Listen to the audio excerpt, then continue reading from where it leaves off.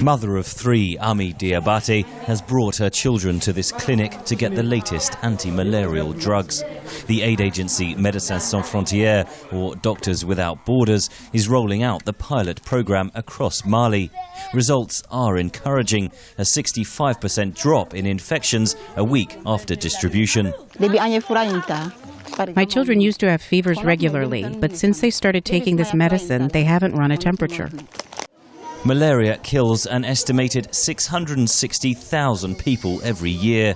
Over the past decade, advances in prevention and treatment have cut the death rate by 30%. But the World Health Organization warns that funding increases over the past 2 years have slowed significantly, putting such progress at risk. Simon Wright is head of child survival at the aid agency Save the Children. The financial crisis means that a lot of governments, not all by any means, but a lot of governments are tailing off in their aid budgets, and so where we were seeing growth, we're not seeing growth anymore. But also there's a factor of maybe donors changing their interests. In 2011, international donors gave $2.3 billion to fight malaria, less than half the $5.1 billion that the WHO says is needed annually. The money goes towards some simple tools, says Professor Sir Brian Greenwood of the London School of Hygiene and Tropical Medicine. One of those is the humble bed net, which people have been using for hundreds of years. But the relatively new advance has been in treating the nets with an insecticide. Now the insecticide is actually incorporated into the material.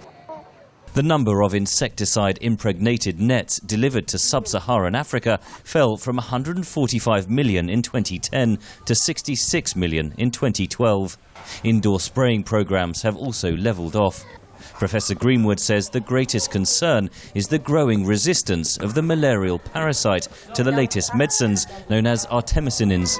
We do have now quite clear evidence that there is resistance to the artemisinins, particularly in Cambodia, but probably in the neighbouring countries. Fortunately not yet in Africa, but it would be a disaster if those parasites got loose in Africa and our main treatment was failing again like it did with chloroquine. Until an effective malaria vaccine is developed and made available globally, researchers say it is vital that donors continue to fund prevention and treatment programs that have made such progress until now. Henry Ridgwell for VOA News, London.